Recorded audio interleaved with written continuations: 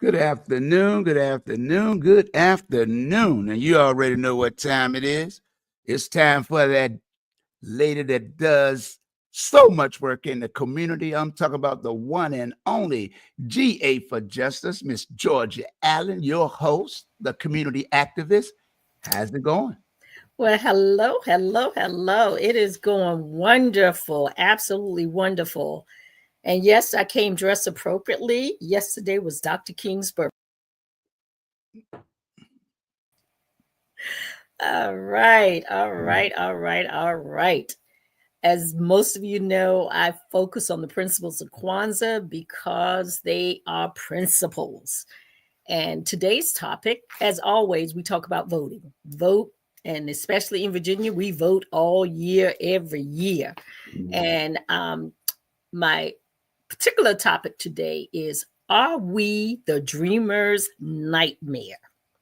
And I chose this topic because we hear all types of things about the I have a dream speech. So I'm going to focus on that today. But I want to know, are we the dreamer's nightmare? Because a lot of times they say, well, has the dream become a nightmare? No, the dream has not become a nightmare. Our principal focus is NIA or purpose, because we know for a fact that Dr. King had a purpose for the season and time of his life here on earth. And NIA, purpose, means to make our collective vocation the building and the developing of our community in order to restore our people to their traditional greatness, which is something that he spoke about when he was doing many of his speeches, is making sure that our community came together, making sure that our community was strong. My faith scripture today is Amos 5:24. And most of you know this. Let justice roll down like waters and righteousness like a mighty stream, which was one of his favorite scriptures that he used a lot. Again, it is Thursday, and I am Georgia F. Allen with GA for Justice. As always, I want to thank Mr. Henderson Vaughn, aka Captain 85, aka the Dream Maker of WVDM. Oh, yeah. Radio station, who has opened up the airwaves to bring our listening audience a simple conversation, a conversation for information, a conversation for correction when necessary, as well as a conversation for transformation. I always like to use my disclaimer. Many of you are well aware that I have worked in civil rights and have been a community activist for decades. Therefore, the various positions that I take are mine and mine alone. I do not speak on behalf of any groups or any organizations. So again, the question is, are we the dreamer's nightmare? And the question is something that we have to each ask ourselves. Have we become the nightmare of Dr. King's dream? Have we allowed the enemy to co-opt the dream and redirect the message from its original intent and his vision? Have we sat back and allowed the corroborators of injustice to corrupt the message? And we need to talk about that a little bit today, because, you know, these people get together and there's an intent on what Dr. King was looking to do, to achieve, what his goal was.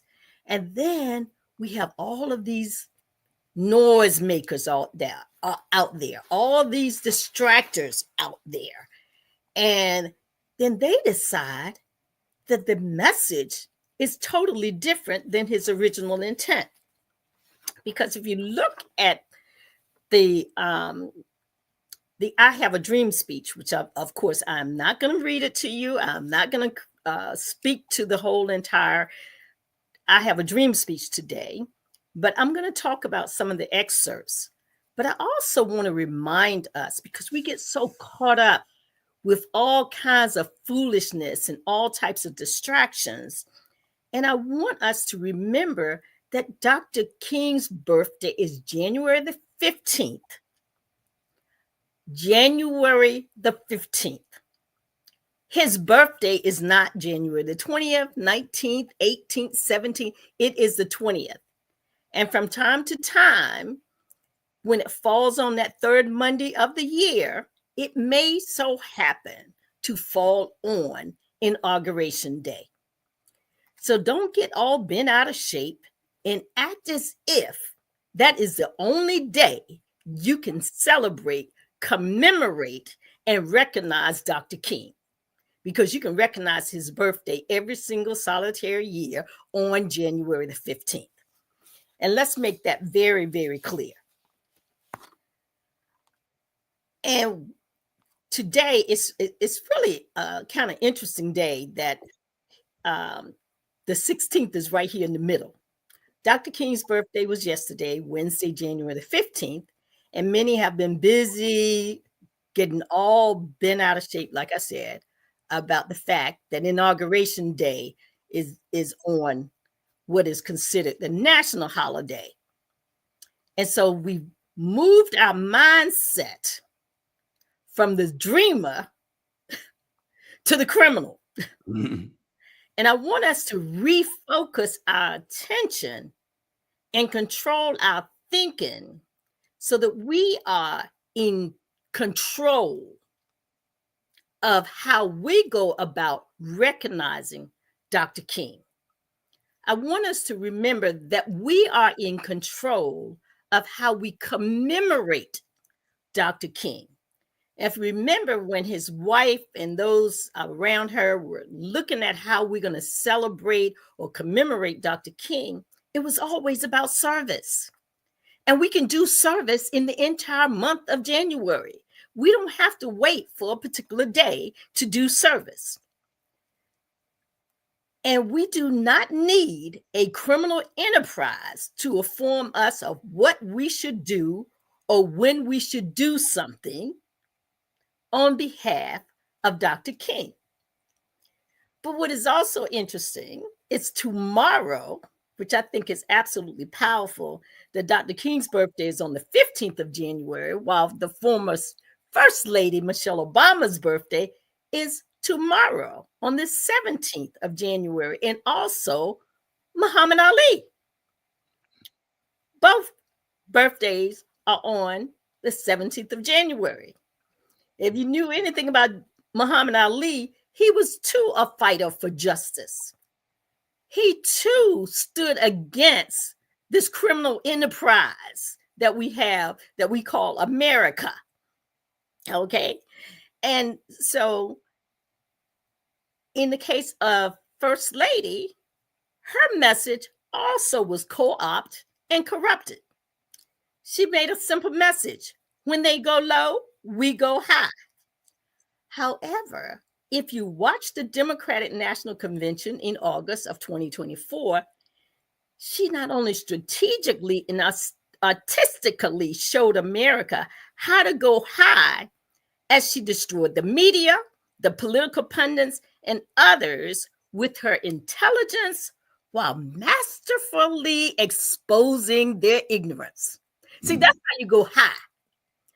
You use your gifts and the things that you have. And Dr. King did that all the time. So I'm sure when he heard her speak, he probably was looking down and saying, okay, we're only a day apart. Hello. Tip my finger and drop a few drops of wisdom down on you, Sister Michelle. So that, ladies and gentlemen, is how you go high when others choose to go low. When I was looking at Dr. King's I Have a Dream speech, which everyone just absolutely loved, but he has many speeches and many of them have many things that we can learn from.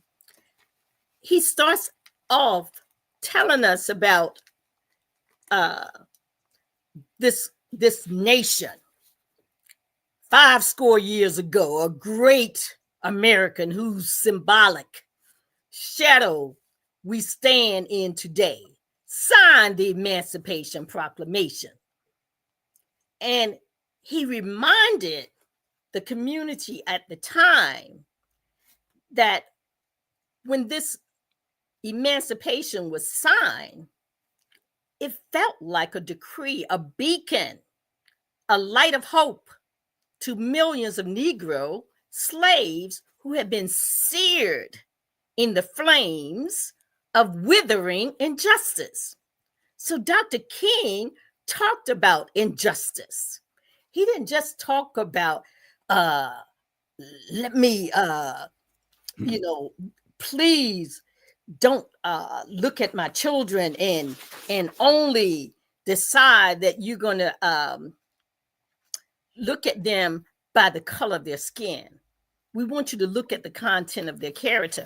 But he was also sharing with the community about how important it is for us to address injustice.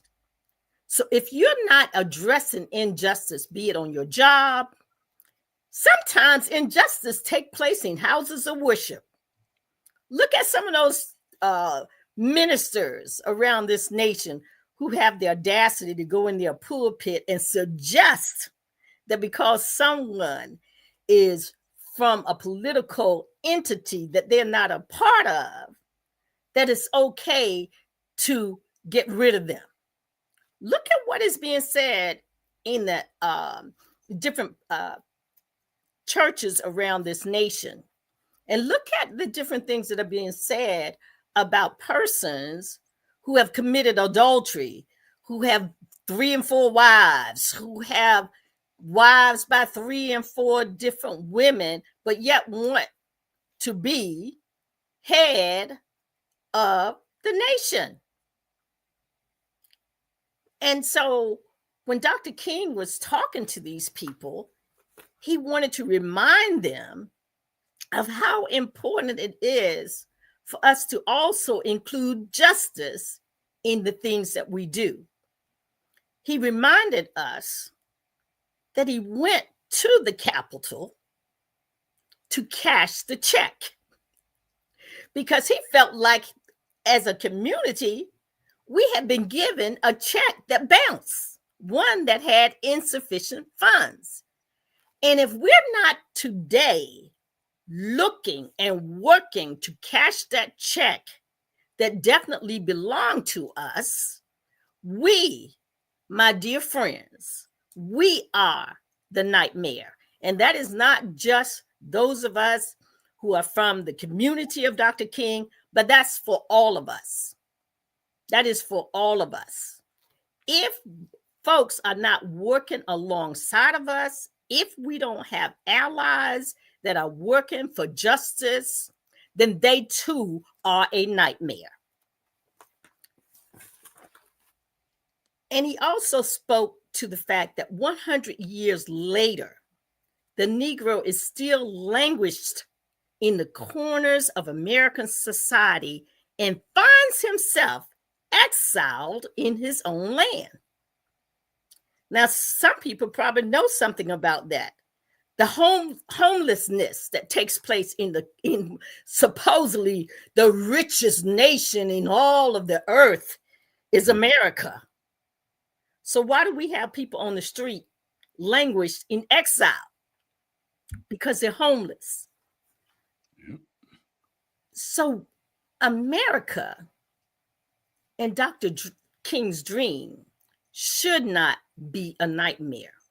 See, it was really a vision. It was a vision of a future of better than what was going on in the 1960s. It was better than what was going on directly after enslavement, quote unquote, had ended. As we all know that if people are in jail, they are in another form of enslavement. And so that also needs to be addressed. So it wasn't something that, okay, Dr. King had a dream, he had a vision, he had a goal. It wasn't his and his alone. It was for us to pass the torch from generation to generation through education. And if we have not done that, then we are the nightmare. His dream is not a nightmare, but we who are still here are a nightmare of the dream. But we have an opportunity. We have an opportunity, okay?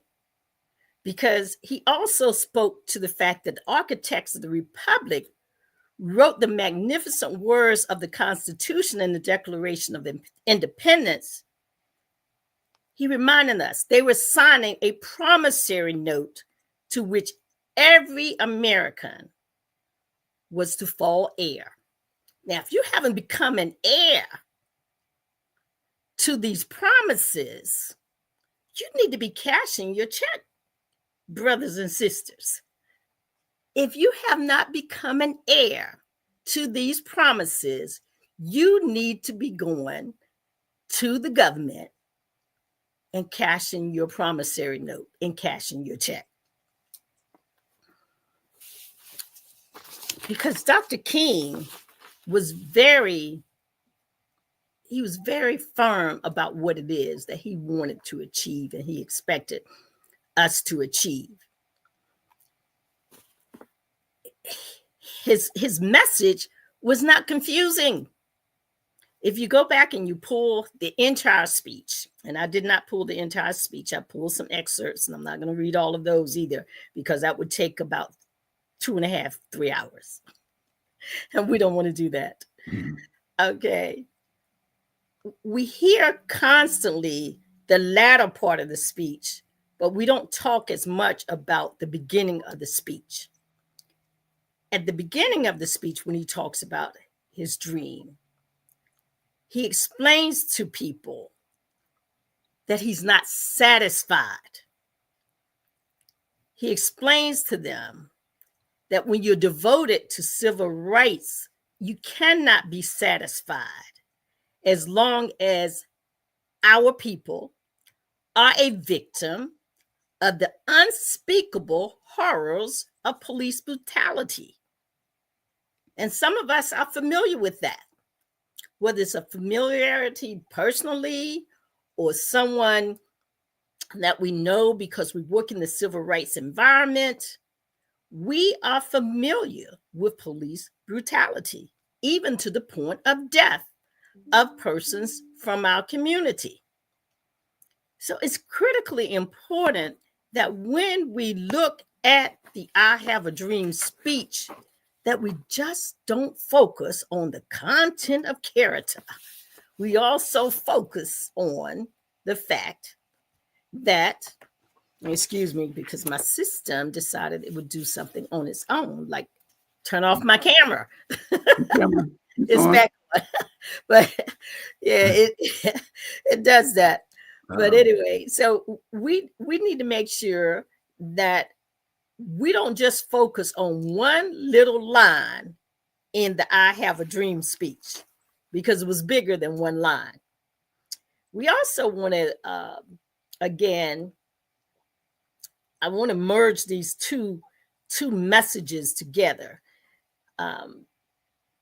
because we sanitize messaging all the time, or we distort messages all the time, whether we do it personally or whether it's the people that we're listening to on television or people that we're listening to on the radio or what have you.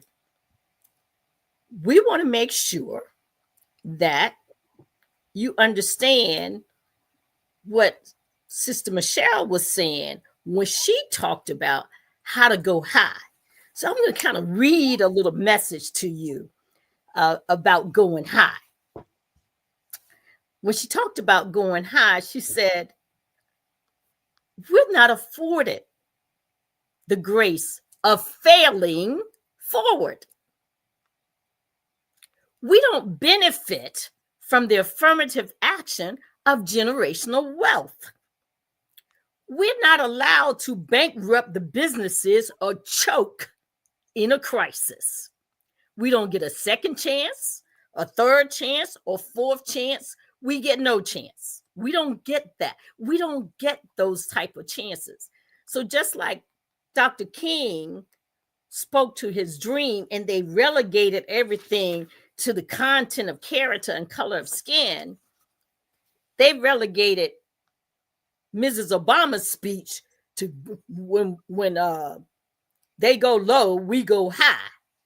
Well, I think she went pretty high when she spoke directly to the fact that some people have the advantages of their affirmative action, but they're upset when we take advantage of ours. See, their affirmative action is generational wealth. Their affirmative action is when they donate to a college or university and none of the kids are qualified to even go into the school to be a janitor because they don't have the educational knowledge to pass a test, but because their parents just so happen to have money and they paid for a building and they paid or donated for different things in that college or university, you can get knuckleheads in those universities, even though they're not qualified or competent. So that's what she meant when she said, we don't have the benefit of generational wealth. And she went high, but she hit the kneecaps, okay? So when she also spoke about we don't have the luxury of whining or cheating others to get further ahead, she also hit high as she knocked off the kneecaps. So I want people to understand, don't get things twisted and be able to defend yourself. So go back and read some of these speeches that people give so that when someone is coming at you, you have actual facts to stand on. So I'm going to leave Michelle, and the rest of the show is going to be focused on Dr. King. But I wanted those two to come together because their birthdays are so close together, because they both have a way of dissecting and destroying the enemy using the right words. So with that being said, we are coming up on the time for announcements, commemorations, and acknowledgments. Again, Dr. King's birthday was January the 5th. He was born in 1929. And unfortunately, he was assassinated April 4th, 1968. Also on January the 15th, Regina King also celebrates her birthday. Today, Debbie Allen celebrates her birthday. And tomorrow, First Lady Michelle Obama celebrates her birthday along with Muhammad Ali and Ray J. Some of the acknowledgments and commemorations this month. January 9th, 1914, Phi Beta Sigma was founded. January 13, 1913, Delta Sigma Theta sorority was founded at Howard University. On January 15th, which is also Dr. King's birthday, Alpha Kappa Alpha, the first African-American sorority, was founded at Howard University. Then, on January the 16th, 1920, Zeta Phi Beta was founded. January 18th, 1856, Dr. Daniel Hale Williams, a pioneering surgeon, was born. So there was a lot of things going on in January. So again, for all of these people that are all been out of shape about the 20th of January, you got a bunch of celebrations that you can do. You have a bunch of commemorations that you can do. Stop locking yourself in and allowing yourself to be upset about ignorance. Okay? Stop giving ignorance so much oxygen. Stop giving stupidity so much oxygen, because you don't have to. There is enough history in our community that there is plenty to do without being bothered with giving oxygen to haters, without being bothered with giving oxygen to foolishness and everything. So I just want to remind us, stop giving all of this stuff unnecessary energy. There's simple things that you can do. You can block people. You can delete it. I have stuff that come on my Facebook page. I go up there and I click on those little dots. I said, hide it. Hide it. Because I am not going to allow that to flow all over my Facebook page when I know it's stupid and ignorant. One of Dr. King's quotes: nothing in the world is more dangerous than sincere ignorance and conscientious stupidity. One of my favorite quotes by him. So as we talk about Dr. King today and Are We the Dreamer's Nightmare, I'm encouraging you to do some things a little differently so that you change outcomes in your community, in your neighborhood. Now, we also have a couple of upcoming events. On Tuesday, January 21st, the Virginia State Conference NAACP Legislative Day will be in Richmond, Virginia. So persons are interested in lobbying and talking to the elected officials on the state level. On the state level, we're going to be in Richmond, Virginia. We are not going to be in Washington, D.C. We will be in Richmond, Virginia. We will be talking with our legislators with regards to some of the concerns we have about criminal justice, concerns we have about voting, concerns that we have about health. So keep in mind, if you're listening and you're in Virginia, you can meet us in Richmond. And then on Sunday, January the 26th, 2025, at 3 p.m., Virginia Beach NAACP, we have Jubilee Emancipation Proclamation event. That is going to be held at New Light Full Gospel Baptist Church, where Reverend Eugene Cowan is the pastor. And our guest minister for the day will be Kevin Simmons to give us the keynote address with regards to It's Our Turn Now, and is speaking to our youth. We want to light that torch for the next generation. So if you're not doing anything on January 26, 2025 at 3 p.m., come on over to New Light Full Gospel Baptist Church on Indian River Road in Virginia Beach, Virginia. Now, as always, we can never plan an event where there is nothing else going on. So on that very same day, Reverend James Allen, will be having his anniversary service, but it starts at 2 p.m. So some of you guys can go over there at 2, leave at 2:30, get on over to our event, or leave at 2:45, come on over to our event at 3 o'clock. We welcome you. The NAACP welcomes you. The other thing about Jubilee this year, because we have elections in the NAACP every 2 years. So this year, we will be installing our officers. So we would love for you to come out, join with us, and then the following will be a repass. So come on out and join us so that we can come together on one accord. We can support our young people. We can encourage our young people, because this is our time. This is their time.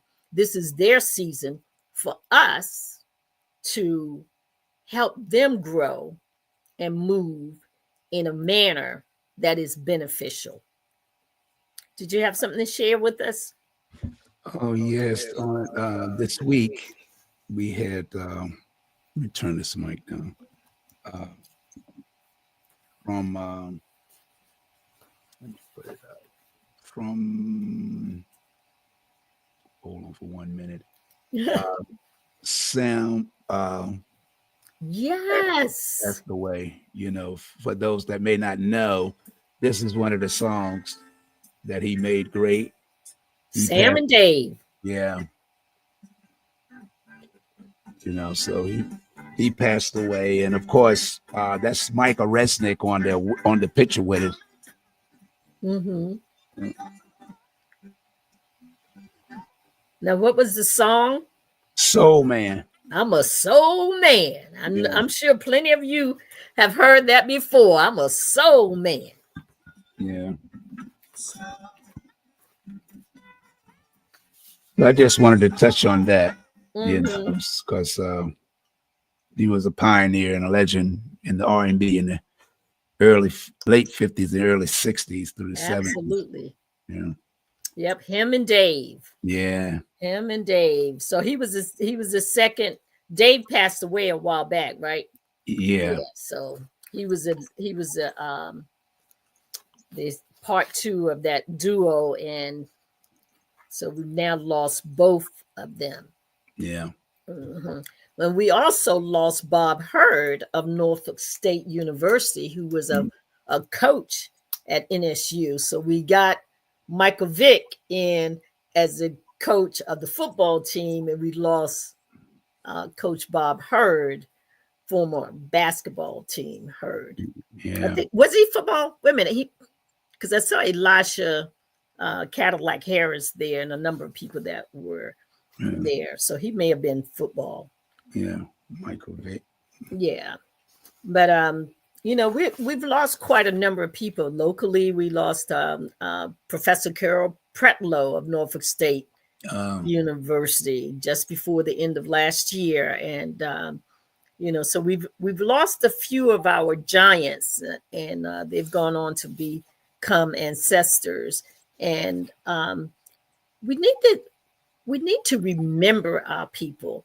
One of the things that I've been trying to do, because a lot of times we don't talk about some of these people, is I try to reach back and remind the listening audience about some of the people that you don't hear their name. Their name don't float to the top like others, but they've done some tremendous work.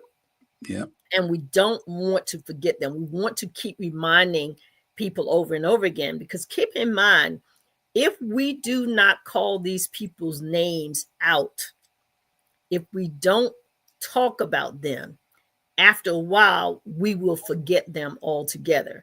Because I'm finding, as I go and do research on people in history, I'm finding from time to time, I'm like, oh my gosh, it has been so long since I've heard that name. I have forgotten. I've forgotten all the things that this person had done.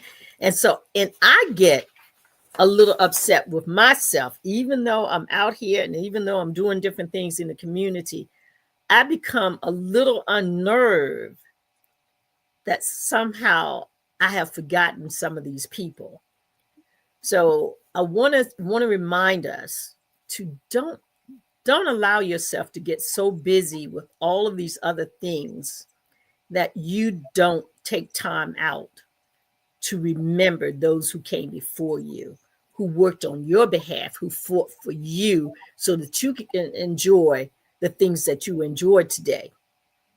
And again, today's topic is, are we the dreamer's nightmare? And I hope not. Today's Kwanzaa principle is NIA, or purpose, to make our collective vocation the building and developing of our community in order to restore our people to their traditional greatness. And when we talk about developing our community, we're talking about developing our community in all aspects. That includes developing them mentally. That includes developing them financially. That includes developing them educationally. We want them to be creators and creative. We want to make sure that we do those type of things, because that only strengthens us. And that only makes our next generation greater than the one that came before them. Because see, that used to be very important. making sure that when we left the earth, we left it better than when we found it. And that's another reason why I focus a lot on the principles of Kwanzaa, is because it is foundational. They're standards. Principles are standards that you live by. And as you make those standards and put them in the forefront, it becomes a habit. And as you make it a habit, you begin to do those things on a regular basis. And it's not happenstance. You probably was trying to figure out who is on my shirt, well, on my jacket. Well, on my jacket today is Supreme Court Justice Thurgood Marshall. And I decided to wear the button today to wear the pin today, because during the times of Dr. King's fighting, a lot of the things that he was fighting for, Thurgood Marshall fought for those things in the court systems. Voting Rights Act, Fair Housing Act, just your civil rights. These were things that he fought.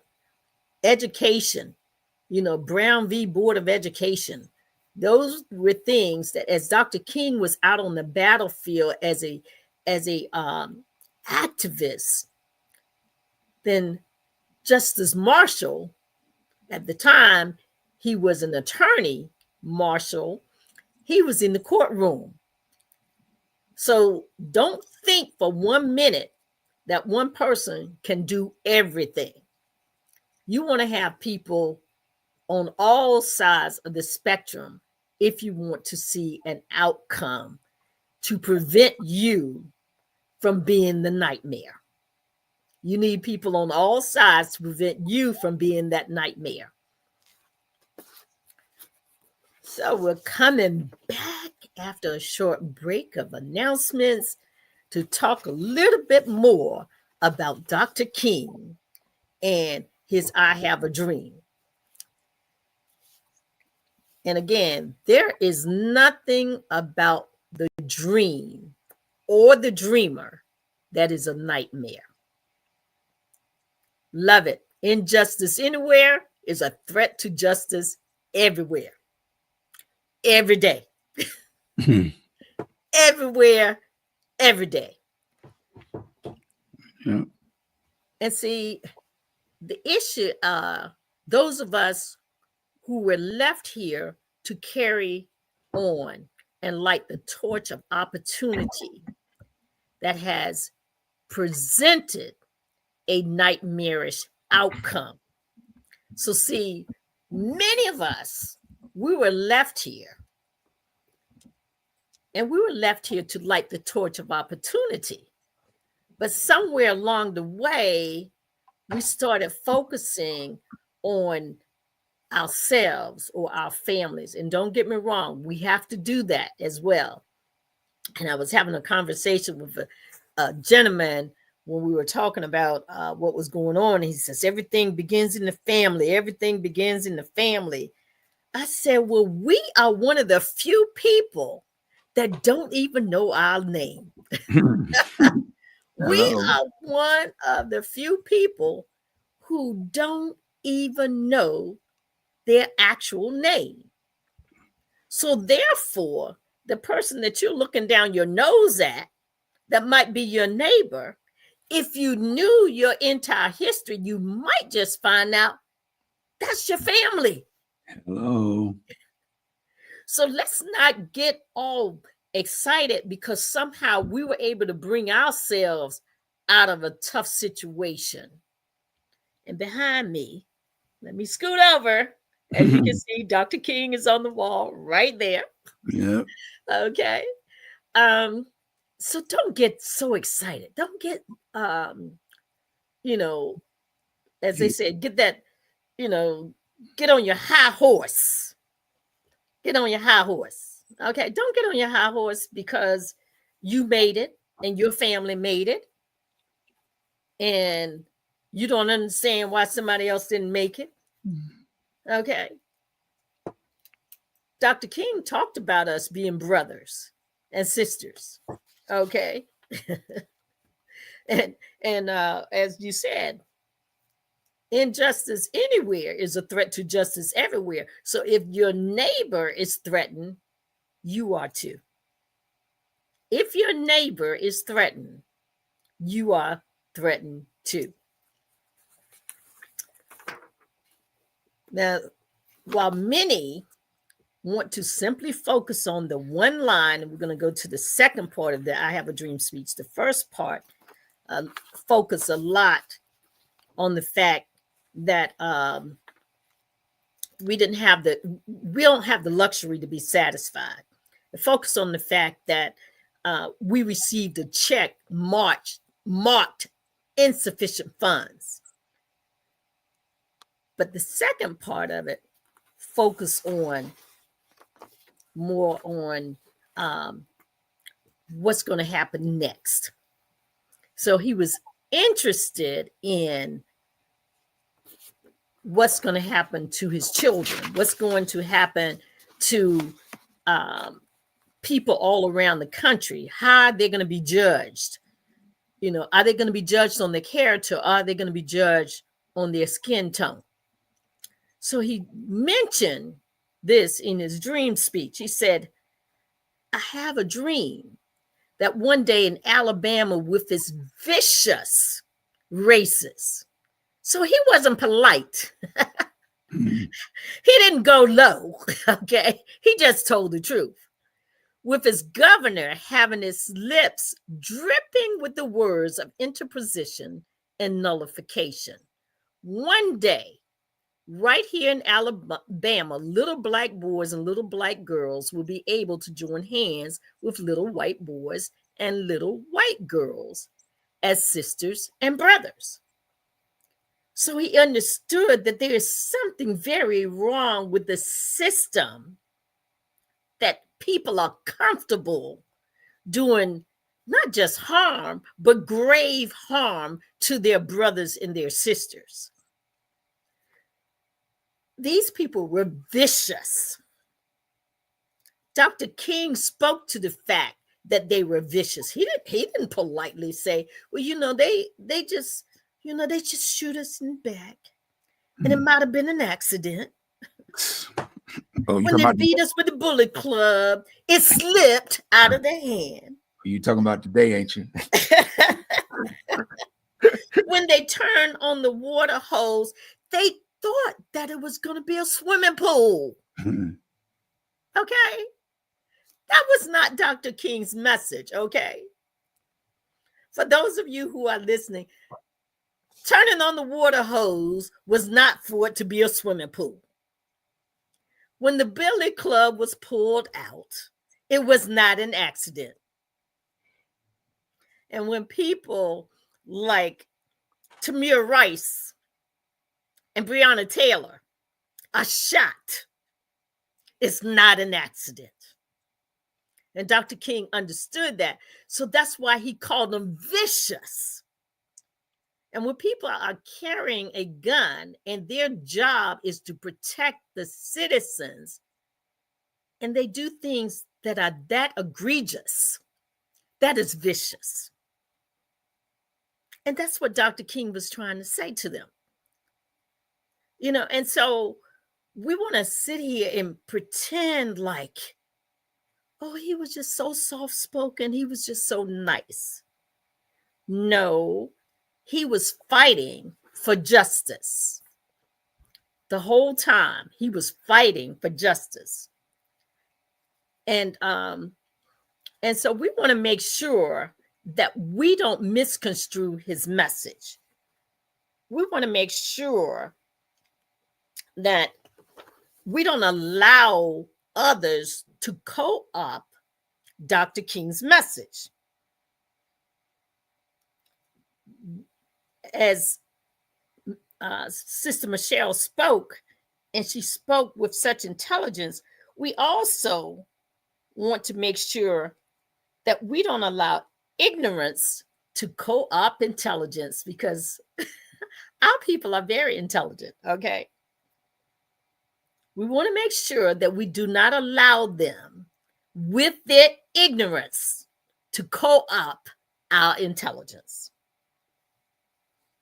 And we also want to work to elevate Dr. King and not eliminate his right message, his rightful message, his accurate message, because it's easy when you hear somebody say something over and over again, you begin to say the same thing, even though it has no validity whatsoever. So I want to encourage you today, do not be the dreamer's nightmare. Don't be his nightmare. Make sure that you don't do anything to eliminate or denigrate or destabilize the message of Dr. King. Because when you do that, you become the nightmare. His message was aspirational, no doubt about it. As a matter of fact, this phrase has been used to deter success. And you say, well, what do you mean by that? Because they attack in DEI, they attack CRT, they attacked elitists. Now, the whole time we heard things like, pull yourself up by your bootstraps, do this, get your education, do all of these things. But then as we move up the corporate ladder, as we become better, which we already were, okay, because there's never been an even playing field. So therefore, not only we were better, we over and over and over achieve in every instance. So therefore, we got to make sure that we don't allow someone else to change the messaging. So we need to redefine what content of character means.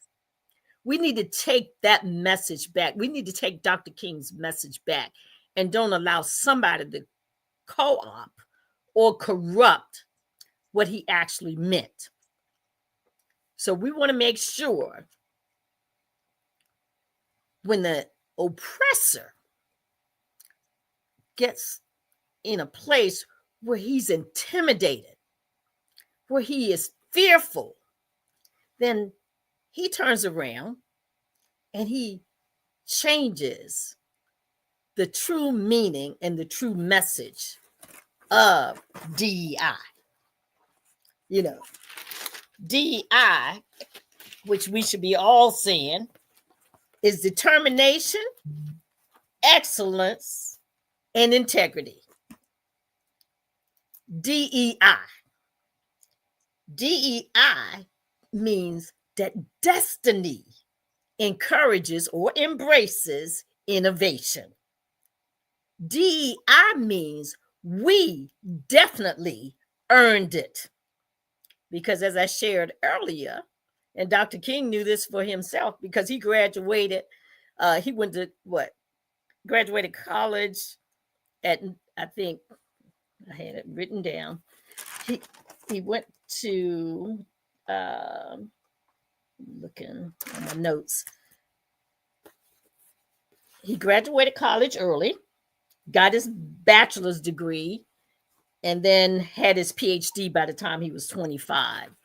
I was looking for my notes that showed exactly what year he had done those things. But we need to remind ourselves, because it's coming close to the end of the show. We need to remind ourselves that we tend to overachieve wherever we're at. Now, does that mean there aren't people out here who underachieve from the community? Absolutely. Absolutely. But there are many of us as high school graduates go into these corporation doors and learn things in a very short period of time. And then someone under us, because they are privileged or because they are in a position to get a different affirmative action, the type of affirmative action that they are afforded grace.